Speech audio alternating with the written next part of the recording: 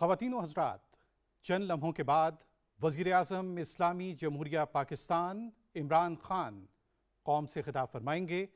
وزیر اعظم کے خطاب سے پہلے تلاوت کلام پاک اور ترجمہ۔ اعوذ باللہ من الشیطان الرجیم، بسم اللہ الرحمن الرحیم۔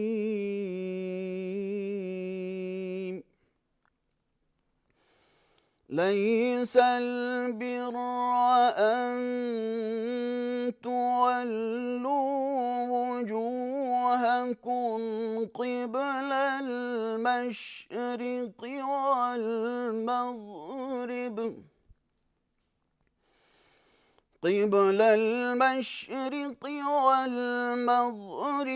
ولكن البر من آمن بالله واليوم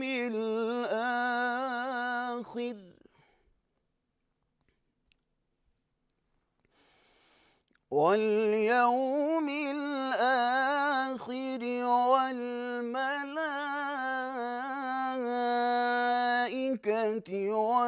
والكتاب والنبيين، وآتى المال على حبه ذوي القربى واليتامى والمساكين وابن السبيل والسائلين وفي الرقاب،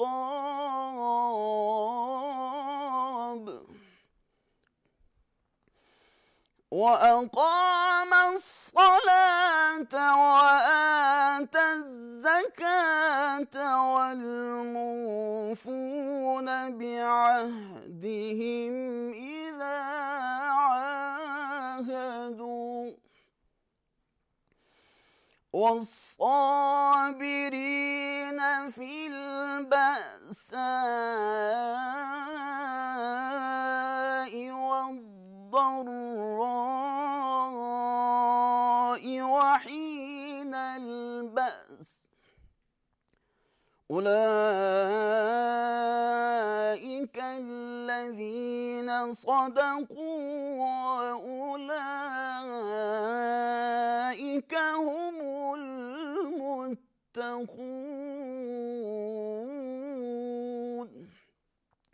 صدق اللہ العظیم۔ ارشاد باری تعالیٰ ہے، نیکی یہی نہیں کہ تم مشرق یا مغرب کی طرف منہ کر لو، بلکہ نیکی یہ ہے کہ لوگ خدا پر اور روز آخرت پر اور فرشتوں پر اور خدا کی کتاب پر اور پیغمبروں پر ایمان لائیں، اور مال باوجود عزیز رکھنے کے رشتہ داروں اور یتیموں اور محتاجوں اور مسافروں اور مانگنے والوں کو دیں، اور گردنوں کو چھڑانے میں خرچ کریں، اور نماز پڑھیں اور زکوٰۃ دیں، اور جب عہد کر لیں تو اس کو پورا کریں، اور سختی اور تکلیف میں اور جنگ کے وقت ثابت قدم رہیں۔ یہی لوگ ہیں جو ایمان میں سچے ہیں، اور یہی ہیں جو خدا سے ڈرنے والے ہیں۔ وآخر دعوانا ان الحمدللہ رب العالمین۔ خواتین و حضرات، وزیر اعظم اسلامی جمہوریہ پاکستان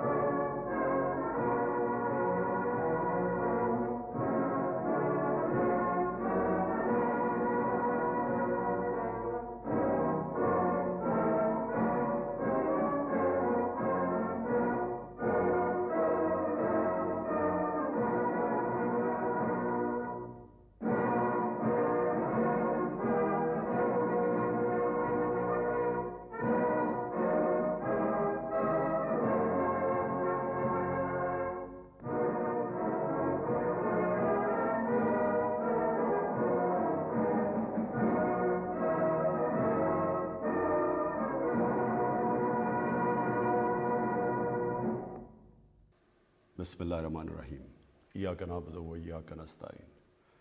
میرے پاکستانیوں، آج مجھے بڑی خوشی ہے کہ ہم پاکستان کی تاریخ کا سب سے بڑا ویلفیئر پروگرام، یعنی ویلفیئر پروگرام کا مطلب کہ جس سے ہم نے اس ملک کو ایک فلاحی ریاست کی طرف لے کے جانا ہے، وہ سب سے بڑا ویلفیئر پروگرام آج میں آپ کے سامنے رکھ رہا ہوں۔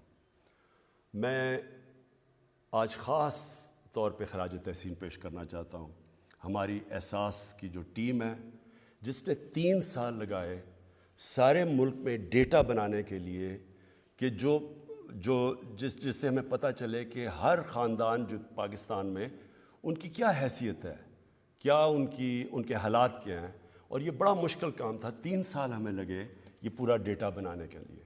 تو جب تک وہ ڈیٹا نہیں تھا ہمارے لیے سبسڈیز دینا اور آسان نہیں تھا، وہ اندازوں پہ تھا۔ تو اب ہمارے پاس ایک پورا ڈیٹا بیس آ گیا، اس لیے آج میں اس پوزیشن میں ہوں کہ میں آپ کے سامنے یہ پروگرام اناؤنس کر سکتا ہوں۔ اس سے پہلے میں صرف اپنی قوم کو یاد کرانا چاہتا ہوں کہ جو پاکستان ہمیں ملا تھا وہ اس ملک کی تاریخ میں کبھی بھی معاشی حالات اتنے برے نہیں تھے جو ہمیں ملے ہیں۔ یعنی خسارہ بھی سب سے بڑا پاکستان کی تاریخ کا، قرضے بھی سب سے زیادہ، سود بھی ان قرضوں پہ سب سے زیادہ دینا پڑا، جو کرنٹ اکاؤنٹ ڈیفیسٹ جس کو کہتے ہیں کہ جتنے ڈالرز اندر آ رہے ہیں تو باہر، اس میں تاریخی خسارہ، ریزروز ہمارے تقریباً نہ ہونے کے برابر، یعنی کہ جو ہمیں باہر ہمیں جو لائبلٹیز تھیں، ہمیں باہر پیسے دینے تھے، جنہوں نے ہمیں قرضے دیے ہوئے تھے، ہمارے پاس پیسہ نہیں تھا ان کو قرضے دینے کا۔ اور ہم خاص طور پہ آج میں پھر سے ہمارا ملک شکر گزار ہے سعودی عربیہ کا، UAE کا اور چائنا کا، جنہوں نے اس مشکل وقت میں ہماری مدد کی، جس کی وجہ سے ہم ڈیفالٹ نہیں کرے۔ اگر ڈیفالٹ کرتے تو روپیہ بالکل نیچے گر جانا تھا اور مہنگائی آسمانوں پہ۔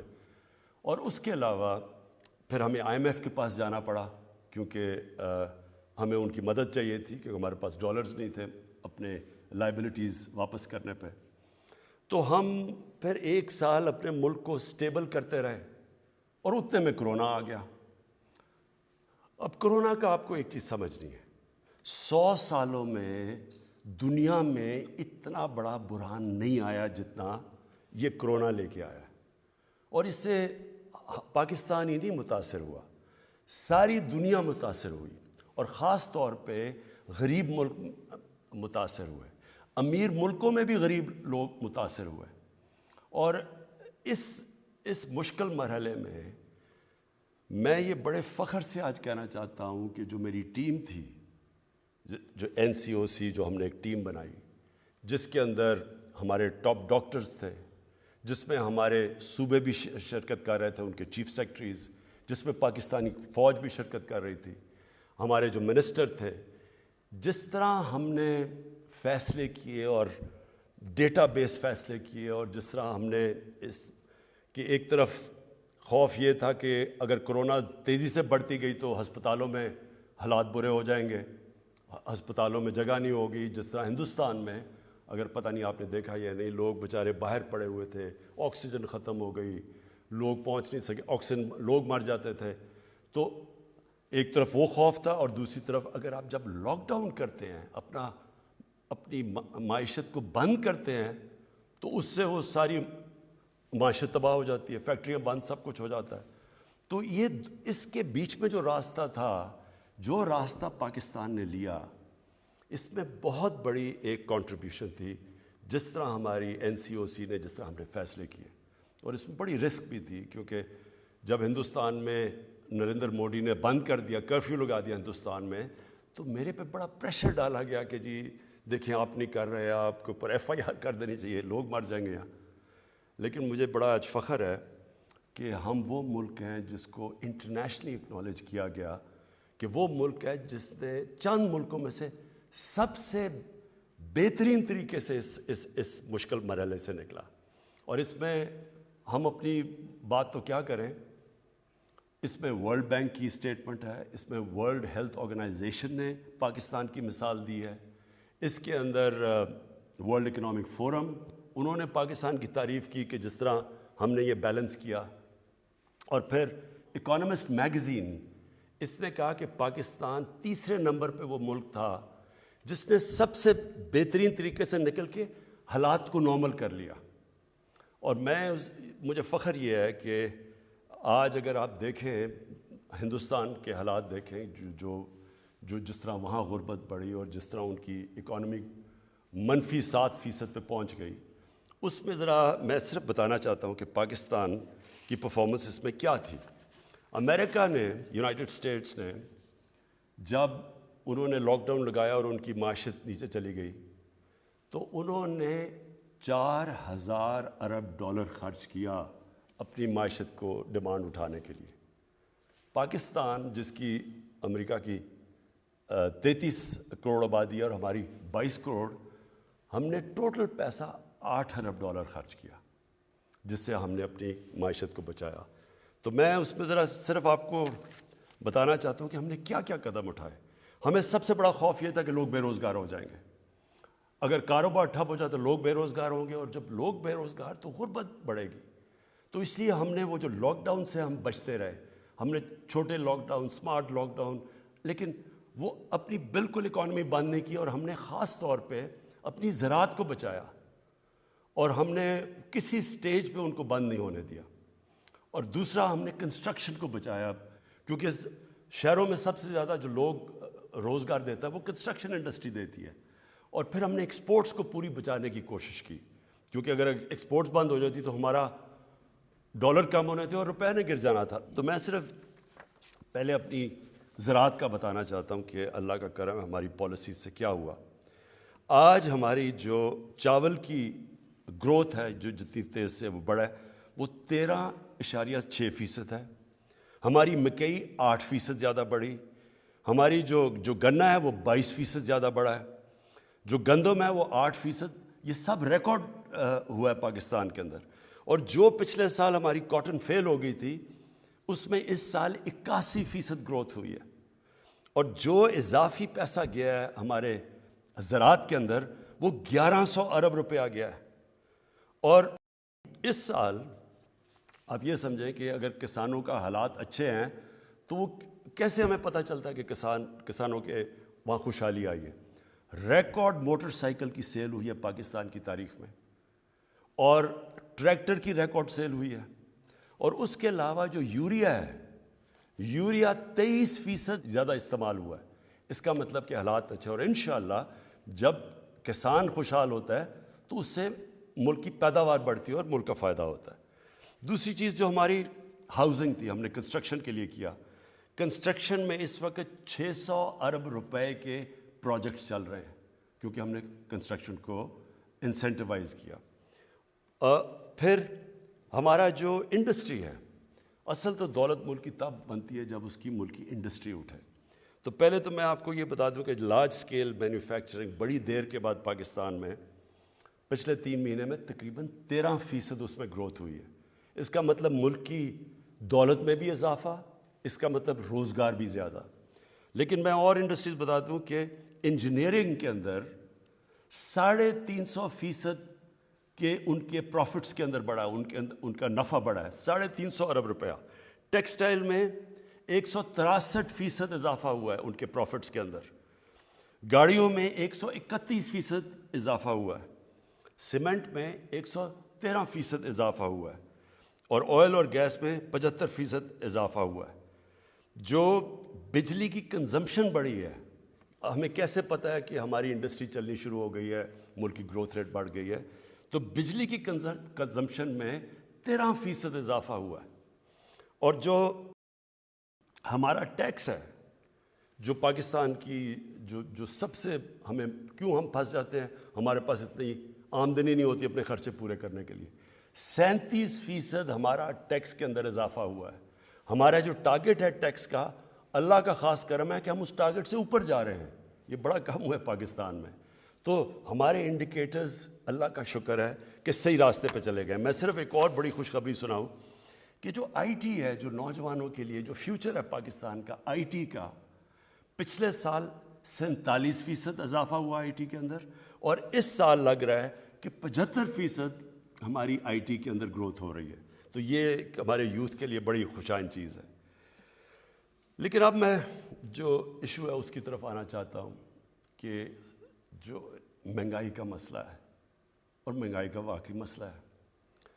اور میں اپنے جو ہمارے میڈیا میں بھی لوگ بیٹھے ہیں، اپوزیشن کا تو خیر ہمیں پتہ، ان کا تو کام ہے اور ہونا بھی چاہیے کہ تنقید کرنا گورنمنٹ پہ.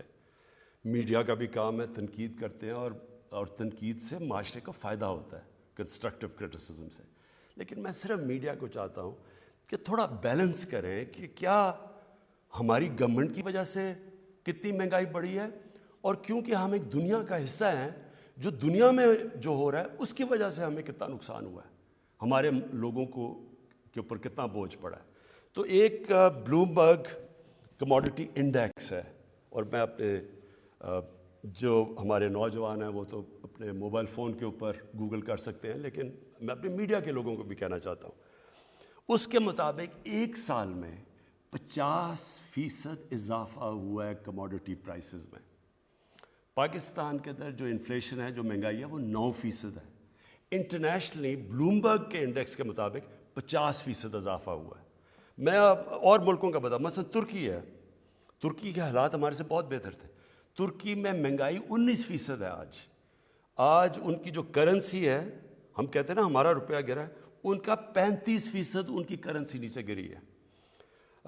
امریکہ کے اندر 2008، امریکہ اور یورپ کے اندر 2008 کے بعد سب سے زیادہ مہنگائی ہوئی ہے. اب چائنا، اس کا جو پروڈیوسر پرائس انفلیشن ہے، پروڈیوسر پرائس انفلیشن، وہ 26 سال میں سب سے زیادہ اس کی مہنگائی اوپر گئی ہے. اور جرمنی میں 50 سال کے بعد سب سے زیادہ مہنگائی ہوئی ہے جرمنی کے اندر. گیس کے اوپر آ جائیں، کیونکہ ابھی سردیاں آ رہی ہیں اور ہمیں گیس کا مسئلہ آنے والا ہے. گیس پہ آ جائیں. امریکہ کے اندر 116% تک نیچرل گیس کے اندر قیمتیں بڑھی ہیں. یورپ میں 300% تک گیس کی قیمتیں بڑھی ہیں. اور پاکستان میں جو آپ کے گھروں میں گیس جا رہی ہے اس کی کوئی قیمت نہیں بڑھی. قیمت تو بڑھ رہی ہے وہ جو ہم باہر سے گیس امپورٹ کر رہے ہیں. اب اس کا میں پھر سے کہتا ہوں کہ ہم اس کا کیا کریں؟ جو انفلیشن باہر سے آ رہی ہے، اگر تو اللہ کرے کہ ہمارے ملک میں یہ ساری چیزیں ہوں تو اب ہم اور قیمتیں نیچے لے جائیں. لیکن باہر سے بھی جو آ رہی ہیں چیزیں، اس میں ذرا ایک چیز یاد رکھیں کہ جو فریٹ ہے، جو سمندر سے جو کشتیوں میں سامان آتا ہے پاکستان میں، 350% فریٹ کے اندر اضافہ ہوا ہے. اس میں اب پاکستان کیا کر سکتا ہے؟ پھر تیل پہ آ جائیں. اصل میں جب تیل مہنگا ہوتا ہے تو ساری چیزیں مہنگی ہو جاتی ہیں. اب تیل پچھلے 3-4 مہینے میں تیل کی قیمت 100% بڑھ گئی ہے. یعنی تیل تھا $42 کا، آج وہ پہنچ گیا $85 کے اوپر. ہمارے ملک میں کتنی بڑی ہے تیل کی قیمت؟ 33%. انٹرنیشنلی 100% بڑی ہے. اب ذرا یہ بھی ذرا دیکھ لیں کہ ہمارے جو ساتھ ساتھ ملک ہیں جدھر بلکہ غربت ہمارے سے بھی زیادہ ہے، بنگلہ دیش اور ہندوستان میں. آج ہندوستان کے اندر تیل کی قیمت ہے $250 لیٹر. بنگلہ دیش میں تیل کی قیمت ہے $200 لیٹر. پاکستان میں تیل کی قیمت ہے $138 لیٹر. یہ کیوں کم ہے؟ کیونکہ ہم نے جو لیویز لگتی ہیں، یعنی جو ٹیکس لگتا ہے، وہ سارے ہم نے کم کرتے گئے تاکہ لوگوں کے اوپر بوجھ نہ پڑے. اگر ہم جس طرح انٹرنیشنل قیمتوں میں اضافہ تھا اسی طرح ہم کرتے، یا جو پچھلی گورنمنٹ نے ٹیکسز لگائے ہوئے تھے، تو آج ہمیں 450 ارب مزید اس گورنمنٹ کو فائدہ ہونا تھا. وہ ہم نے اپنے پیٹ کاٹ کے، تو اس لیے تاکہ لوگوں کے اوپر بوجھ نہ پڑے. تو جب آپ کہتے ہیں جی پٹرول مہنگا ہو گیا، اس وقت پاکستان سب سے، سوائے وہ ملک جن ملکوں کے اندر تیل نکلتا ہے، سوائے ان ملکوں کے جو امپورٹ کرتے ہیں، پاکستان میں سے سب سے سستا ملک ہے پیٹرول میں. لیکن میں آج آپ کو کہہ رہا ہوں کہ ہمیں پٹرول بڑھانا پڑے گا، کیونکہ ہم اگر پٹرول نہیں بڑھاتے تو ہمارا خسارہ بڑھتا جا رہا ہے. اور خسارہ آگے بوجھ پڑا ہوا ہے ہمارے قرضوں کے اوپر جن کا سود دینا پڑتا ہے. تو ہمیں تھوڑا پٹرول کی قیمت بڑھانی پڑے گی، میں آج آپ کو کہہ رہا ہوں. لیکن ابھی بھی ہندوستان سے ذرا صرف مقابلہ کر لیں کہ $250 لیٹر آج ہندوستان میں پٹرول بک رہا ہے، اور بنگلہ دیش میں 200 روپے لیٹر. تو آپ ذرا خود ہی مقابلہ کر لیں کہ پاکستان میں آج 138 روپے کا بک رہا ہے. اب آٹے کے اوپر آ جائیں. آج اگر آپ دنیا کی ایوریج نکالتے ہیں کہ دنیا میں ایوریج پہ آٹا کتنے کا بک رہا ہے, تو آپ کو حیرت ہوگی یہ سن کے کہ پاکستان میں اس سے آدھی قیمت پہ آٹا بک رہا ہے. آج اگر ہندوستان اور بنگلہ دیش سے آپ مقابلہ کرتے ہیں تو ہندوستان میں 83 روپے کے جی پہ آٹا بک رہا ہے, اور وہ بنگلہ دیش میں بھی 83 روپے, پاکستان میں 60 روپے کے جی آٹا بک رہا ہے. میں یہ آپ کو اس لیے بتانا چاہتا ہوں کہ آپ یہ سمجھ جائیں کہ ہاں مہنگائی ہے, لیکن گورنمنٹ کی طرف بھی دیکھیں کہ ہم اپنی پوری کوشش کر رہے ہیں کہ آپ کے اوپر بوجھ نہ پڑے. اب دال مونگ یہ عام آدمی کھاتا ہے, اس میں بھی دیکھ لیں کہ ہمارے سے پھر سے زیادہ غربت ہے ہندوستان میں اور بنگلہ دیش میں. ہندوستان میں بک رہی ہے 338 روپے کی کے جی دال مونگ, بنگلہ دیش میں 334 روپے کی, اور پاکستان میں 162 روپے کی بک رہی ہے. لیکن میں یہ صرف اس لیے آپ کو بتایا کہ آپ سمجھ جائیں کہ ہماری کدھر مجبوری ہے. دال ہمیں زیادہ تر امپورٹ کرنی پڑتی ہے, تیل باہر سے منگوانا پڑتا ہے, گھی کی قیمت تقریباً دگنی ہو گئی ہے. جو پام آئل ہے وہ تقریباً باہر دگنا ہو گیا, وہ ہمیں باہر سے لانا پڑتا ہے. تو اس میں ہم کیا کریں؟ یعنی تو اس کے لیے ہم نے فیصلہ کیا, یہ جو اب پروگرام آپ کے سامنے رکھنے لگا ہوں, اس سب چیز کو دیکھتے ہوئے ہم نے ایک آپ کے سامنے پروگرام لائے تاکہ آپ کے اوپر بوجھ نہ پڑے, اور کم سے کم بوجھ پڑے. بوجھ تو خیر پڑا ہوا ہے, وہ دنیا کا مسئلہ بنا ہوا ہے. اور میں یہ بھی سمجھتا ہوں کہ یہ انشاءاللہ یہ سردیوں کے بعد یہ دنیا میں یہ جو سپلائی افیکٹ ہوا ہے کرونا کی وجہ سے, یہ ٹھیک ہونا شروع ہوگا, قیمتیں نیچے بھی آ جائیں گی. لیکن ہم آپ کے سامنے ایک پیکج لے کے آ رہے ہیں, اور وہ پیکج ہے 2 کروڑ خاندانوں کے لیے, اور وہ افیکٹ کرے گا تقریباً 13 کروڑ پاکستانیوں کو. اور یہ پیکج ہے 120 ارب روپے کا, جو فیڈرل اور پروونشل گورنمنٹ مل کے دے رہی ہے. اس میں ہم 3 کھانے پینے کی جو سب سے زیادہ ضروری چیزیں ہیں, گھی, آٹا اور دال, اس میں آپ دکان میں جا کے اس پہ 30% آپ کو ڈسکاؤنٹ ملے گا. ہم 30% سبسڈی دے رہے ہیں گورنمنٹ, اور یہ 120 ارب روپے کی سبسڈی ہے, اور یہ انشاءاللہ اگلے 6 مہینے تک ہے, تاکہ یہ جب مشکل وقت نکل جائے تو اس میں آپ کو 30% آپ کو اس میں بچت ہوگی جب آپ جا کے یہ 3 چیزیں خریدیں گے.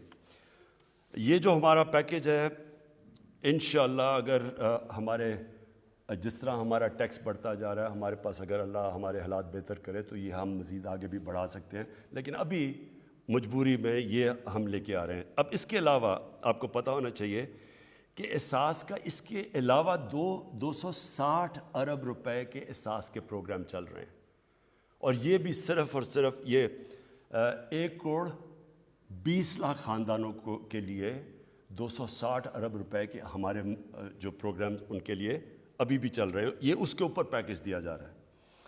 اس کے بعد جو دوسری چیز ہم لے کے آ رہے ہیں وہ بھی ایک پاکستان کی تاریخ میں ایک پہلی دفعہ اتنا بڑا پروگرام ہے, کامیاب پاکستان.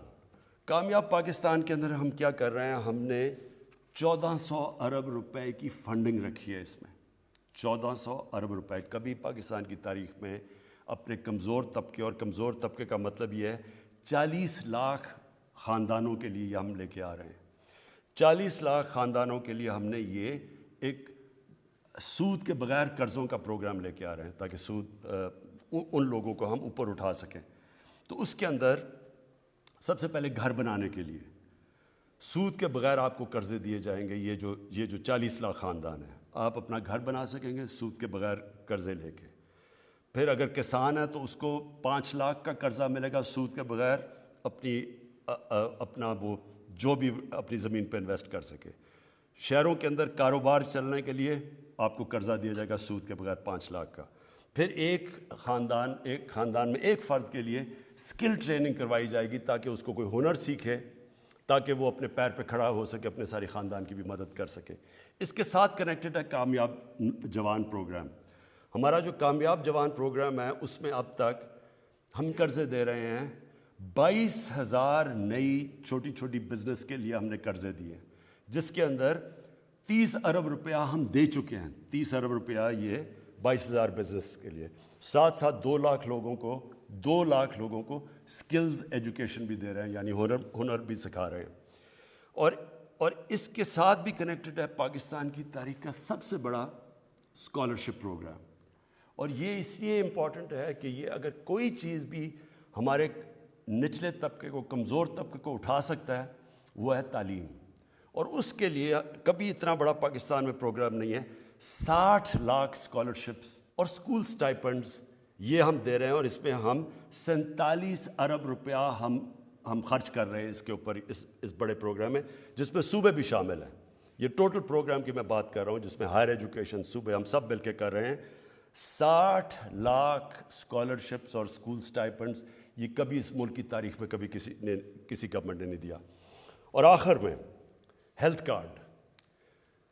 میری شروع سے کوشش یہ تھی کہ اس ملک کے اندر جو سب سے ایک مشکل وقت ایک خاندان کے اوپر آتا ہے کہ اگر گھر میں بیماری ہو جائے اور ان کے پاس پیسہ نہ ہو علاج کروانے کے لیے, اسی لیے شوکت خانم بنا تھا. وہی کینسر کے علاج اتنا مہنگا تھا. جب میں نے دیکھا کہ ہمارے لیے اتنا مشکل تھا, اللہ نے ہمیں حیثیت دی تھی, تو جن کے پاس کچھ نہیں تھا وہ کیا کریں اگر ان کے گھر میں بیماری ہو. تو اس لیے وہ سوچا تھا. تو میں نے تب بھی سوچا تھا کہ ایک دن اللہ نے مجھے موقع دیا تو ہر پاکستان کے خاندان کو میں ایک ہیلتھ انشورنس دلواؤں گا. اور مقصد اس کا یہ ہوگا کہ ہر خاندان میں اگر کبھی بھی بیماری ہو تو ان کے پاس پیسے ہوں اور وہ جا کے کسی بھی ہاسپٹل میں اپنا علاج کروا سکیں. تو یہ جو ہمارا پروگرام ہے یہ پوری طرح اس وقت پختونخوا کے اندر شروع ہو گیا ہے. سارے پختونخوا کے خاندان اس وقت ان کے پاس ہیلتھ انشورنس ہے, اور وہ کسی گورنمنٹ ہاسپٹل میں 10 لاکھ روپے تک اپنا علاج کروا سکتے ہیں. اب یہ اسلام آباد کی ساری ایریا میں بھی شروع کر رہے ہیں ہم, اور تقریباً ہم کر چکیں گے اس 1-2 مہینے میں. اس کے بعد یہ پنجاب میں شروع ہو رہا ہے دسمبر کے آخر میں.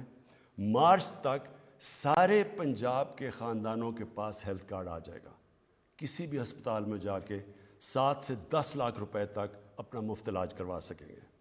اور یہ جتنے بھی آزاد کشمیر جدھر ہماری گورنمنٹس ہیں, یہ پروونشل گورنمنٹس کر رہی ہیں. گلگت بلتستان میں کر رہی ہے. میں نے جو ہماری کولیشن گورنمنٹ ہے بلوچستان میں نے کل چیف منسٹر سے بات کی کہ وہ بھی وہاں سے شروع کریں اپنا پروگرام. اور انشاءاللہ مارچ تک ہمارے جتنے سندھ, کیونکہ ان کی اپنی گورنمنٹ ہے, میں تو ان کو بھی کہوں گا سندھ کو کہ وہ شروع کریں پروگرام, کیونکہ اس سے بڑی نعمت ایک عام شہری کے لیے نہیں ہو سکتی, اور خاص طور پہ جو کمزور طبقہ ہوتا ہے. میں اپنے انڈسٹریلسٹ اور جو کنسٹرکشن انڈسٹری میں جتنے بڑے بڑے ہمارے سیٹ ہیں, میں آپ سب کو آج اپیل کرتا ہوں کہ جب آپ کا اتنا زیادہ نفع بن رہا ہے تو اس کے اندر ان کو شامل کریں. جو مزدور ہیں, جو آج کل کی مہنگائی میں مشکل میں ہیں, ان کی ضرور آپ تنخواہیں بڑھائیں. آخر میں میں آج پھر سے اپنی پہلے تو احساس کی ٹیم کو مبارک دیتا ہوں کیونکہ بڑی مشکلوں سے ڈیٹا بیس بنایا گیا. اور میں اپنی میڈیا کو پھر سے میں اپیل کرتا ہوں کہ جب آپ, یہ بڑا آسان ہے, جب یہ مشکل وقت ہے, ساری دنیا میں مشکل وقت ہے, تو آپ اگر امریکہ میں بھی کسی غریب گھر کے پاس لے جائیں کہ جی گیس بڑی مہنگی ہے, یا انگلینڈ میں تو چیزیں نہیں مل رہی کئی جگہ کیونکہ وہاں تو حالات اور طرح کے ہیں, تو وہ سارے کہیں گے اگر آپ مائک لے جائیں بڑا مشکل وقت ہے جی. لیکن یہ سمجھائیں کہ یہ کوئی پاکستان کے اندر مشکل وقت نہیں ہے, بلکہ ہم وہ ملک ہے جو بہت بہتر طرح سے نکلا ہوا ہے اس مشکل وقت سے. جس ملک کے حالات وہ تھے 3 سال پہلے اور آج اگر آپ دیکھیں تو اللہ کا خاص کرم ہے اس کے اوپر. اور جو اپوزیشن سڑکوں پہ نکلی ہوئی ہے کہ جی بہت مہنگائی ہو گئی, تو میری صرف 2 بڑے خاندانوں سے ایک ریکویسٹ ہے. میں آپ سے بلکہ ریکویسٹ کرتا ہوں کہ 30 سال میں جو آپ 2 خاندانوں نے پیسہ چوری کر کے ملک سے باہر لے کے گئے ہیں, آدھا بھی آپ پیسہ پاکستان لے آئیں. میں آپ سے اپنی قوم سے وعدہ کرتا ہوں سارے کھانے پینے کی چیزوں کی قیمتیں میں آدھی کر دوں گا. پاکستان پائندہ باد.